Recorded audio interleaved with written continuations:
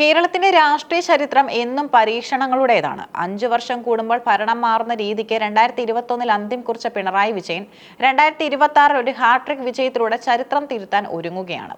എന്നാൽ സ്ഥാനാർത്ഥി പട്ടിക പ്രഖ്യാപിക്കപ്പെട്ടതോടെ പാർട്ടിക്കുള്ളിൽ പുതിയ ഇന്റലിജൻസ് റിപ്പോർട്ട് പുറത്തു വന്നതോടെയും ഭരണ മുന്നണിയിലും ആശങ്കയുടെ കരിനിഴൽ വീണിരിക്കുകയാണ്. 78 സീറ്റുകളിലേക്ക് ഇടതുപക്ഷം ചുരുങ്ങുമെന്ന സ്പെഷ്യൽ ബ്രാഞ്ച് കണ്ടെത്തൽ വെറും ഒരു പ്രവചനമല്ല, മറിച്ച് പുകയുന്ന ജനവികാരത്തിന്റെ പ്രതിഫലനമാണ്. 2026 CPM സ്ഥാനാർത്ഥി പട്ടിക പരിശോധിച്ചാൽ ഒരു കാര്യം വ്യക്തമാണ്. ഇത് പിണറായി വിജയൻ എന്ന ഒരൊറ്റ നേതാവിലേക്ക് പാർട്ടിയും ഭരണവും കേന്ദ്രീകരിക്കുന്ന പിണറായിസത്തിന്റെ പൂർണ്ണ രൂപമാണ്. VS അച്യുതാനന്ദൻ എന്ന അധികായന്റെ കാലം മുതൽ പാർട്ടി നിലനിന്നിരുന്ന വിഭാഗീയതയ്ക്ക് അന്ത്യം കുറിച്ചുവെന്ന് അവകാശപ്പെടുമ്പോഴും മുഖ്യമന്ത്രിയുടെ താൽപര്യങ്ങൾക്ക് വിരുദ്ധമായി നിൽക്കുന്ന ആരെയും പട്ടികയിൽ ഉൾപ്പെടുത്തിയിട്ടില്ല എന്നത് ശ്രദ്ധേയമാണ്. VS അച്യുതാനന്ദൻ പതിറ്റാണ്ടുകളോളം കാത്തു സൂക്ഷിച്ച കോട്ടയാണ് പാലക്കാട്ടെ മലമ്പുഴ. ആദരസൂചകമായി അദ്ദേഹത്തിന്റെ മകൻ VA അരുൺകുമാറിനെ അവിടെ മത്സരിപ്പിക്കണമെന്ന ആവശ്യവും ശക്തമായിരുന്നു. ഒരു വിഭാഗം പ്രാദേശിക നേതാക്കളും അണികളും ഇതിനായി വാദിച്ചു. VS എന്ന വികാരം മലമ്പുഴയിൽ വോട്ടായി മാറുമെന്ന് അവർ കണക്കുകൂട്ടി. എന്നാൽ പിണറായി വിജയൻ എന്ന കരുത്തനായ നേതാവ് ഇതിനെ വെട്ടി. കുടുംബവാഴ്ച എന്ന ആരോപണത്തെ പ്രതിരോധിക്കാൻ എന്ന വ്യാജേന VSന്റെ പാരമ്പര്യത്തെ പാർട്ടിയിൽ നിന്നും പൂർണ്ണമായും തുടച്ചു നീക്കുക എന്ന ലക്ഷ്യമാണ് ഇതിന് പിന്നിലെന്ന് രാഷ്ട്രീയ നിരീക്ഷകരും കരുതുന്നു. പ്രഭാകരന് തന്നെ വീണ്ടും അവസരം നൽകിയത് പുതുമുഖങ്ങളെ കൊണ്ടുവരണമെന്ന പാർട്ടി നയത്തിന് വിരുദ്ധമാണെന്നിരിക്കെ അരുൺകുമാറിനെ ഒഴിവാക്കിയത് വ്യക്തമായ രാഷ്ട്രീയ പകപോക്കലാണെന്ന വികാരം ഒരു വിഭാഗം അണികൾക്കിടയിലുണ്ട്. കണ്ണൂരിലെ യുവനിരയിൽ ഏറ്റവും ജനപ്രീതിയുള്ള നേതാക്കളിൽ ഒരാളായ AN ഷംസീറിനെ സ്പീക്കർ പദവിയിൽ നിന്നും ഇറക്കി നിർത്തിയതും വലിയ ചർച്ചയായി കഴിഞ്ഞു. 2 ടേം വ്യവസ്ഥ കർശനമായി നടപ്പിലാക്കി ഷംസീറിനെ ഒഴിവാക്കിയപ്പോൾ പല മുതിർന്ന നേതാക്കൾക്കും ടേം വ്യവസ്ഥയിൽ ഇളവ് നൽകിയെന്നത് അമർഷത്തിന് കാരണമാകുന്നു. PM മുഹമ്മദ് റിയാസിന് ഭാവിയിൽ വെല്ലുവിളിയാകാൻ സാധ്യതയുള്ള യുവ നേതാക്കളെ പാർലമെന്ററി രംഗത്ത് നിന്നും അകറ്റി നിർത്താനുള്ള മുഖ്യമന്ത്രിയുടെ തന്ത്രമാണിതെന്ന ആരോപണവും ശക്തമാണ്. തലശ്ശേരി പോലുള്ള ഉറച്ച മണ്ഡലത്തിൽ ഷംസീറിന് പകരക്കാരനായി രാജനെ കൊണ്ടുവന്നത് ഈ വെട്ടിനിരത്തലിന്റെ ഭാഗമായാണ്. സ്ഥാനാർത്ഥി പട്ടികയുണ്ടാക്കിയ ആഭ്യന്തര തർക്കങ്ങൾക്കിടയിലാണ് ഇന്റലിജൻസ് മേധാവി ADGP P. വിജയന്റെ റിപ്പോർട്ട് പുറത്തു വരുന്നത്. സാധാരണഗതിയിൽ ഭരണത്തിലിരിക്കുന്ന സർക്കാരിനെ പ്രീതിപ്പെടുത്തുന്ന റിപ്പോർട്ടുകൾ മാത്രം നൽകുന്ന രീതിക്ക് വിരുദ്ധമായി വസ്തുതാപരമായ ഒരു കണക്കാണ് ഇത്തവണ സ്പെഷ്യൽ ബ്രാഞ്ച് സമർപ്പിച്ചിരിക്കുന്നത്.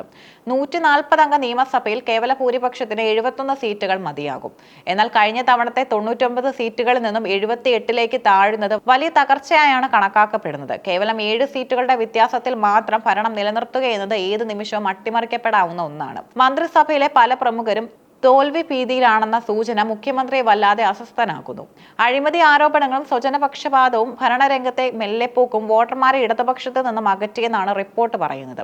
സിറ്റിംഗ് മന്ത്രിമാരിൽ പലരും തങ്ങളുടെ മണ്ഡലങ്ങളിൽ വലിയ ജനരോക്ഷം നേരിടുന്നുണ്ട്. പേരാവൂരിൽ KK ശൈലജ ടീച്ചറെ പോലെയുള്ള ജനകീയ മുഖങ്ങളെ ഇറക്കി ആഞ്ഞടിക്കാൻ ശ്രമിക്കുമ്പോഴും കുന്നംകുളത്തും മണലൂരിലും AC മൊയ്തീനും പ്രൊഫസർ C. രവീന്ദ്രനാഥും നേരിടുന്നത് കടുത്ത പോരാട്ടമാണ്. വികസനം മാത്രം വോട്ടായി മാറില്ലെന്നും ഭരണത്തിനെതിരെയുള്ള വികാരം അതിശക്തമാണെന്നും സ്പെഷ്യൽ ബ്രാഞ്ച് അടിവരയിടുന്നു.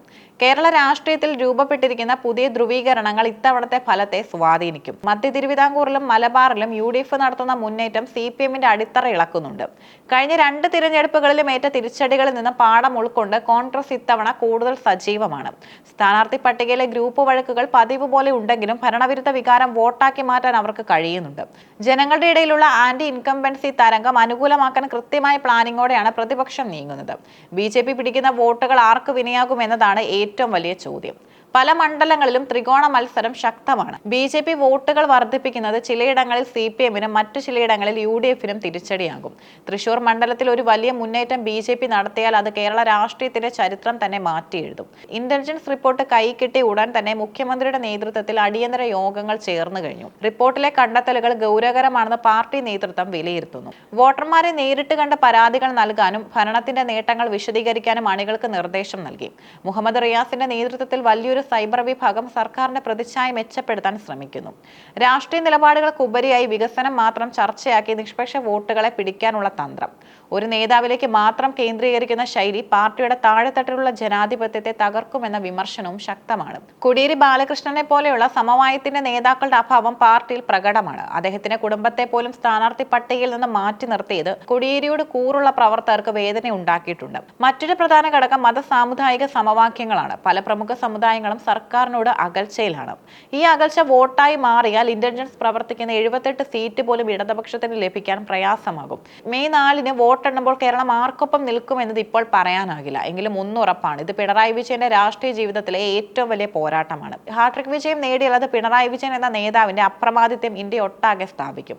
അത് CPM-നുള്ളിലെ വലിയ പൊട്ടിത്തെറിക്കും പിണറായി സത്തിനെതിരായ പടയൊരുക്കത്തിനും കാരണമാകും. ഭരണ തുടർച്ചയുടെ ആത്മവിശ്വാസം മുറുകെ പിടിക്കുമ്പോഴും CPM-നുള്ളിലെ ആശങ്ക ഒളിപ്പിച്ചു വെക്കാനാവില്ല.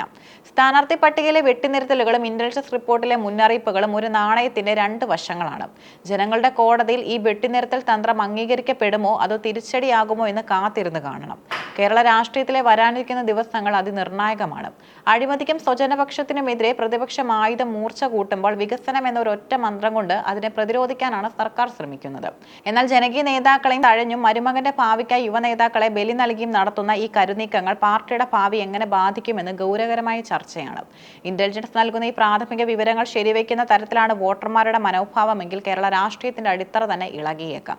ഏതായാലും പുകയുന്ന ഭരണവിരുദ്ധ വികാരം വോട്ടാക്കി മാറ്റാൻ UDF-ഉം BJP-യും ശ്രമിക്കുമ്പോൾ കപ്പിനും ചുണ്ടിനും ഇടയിൽ ഭരണം നഷ്ടപ്പെടുമോ എന്ന ആശങ്കയിലാണ് LDF കേന്ദ്രങ്ങൾ.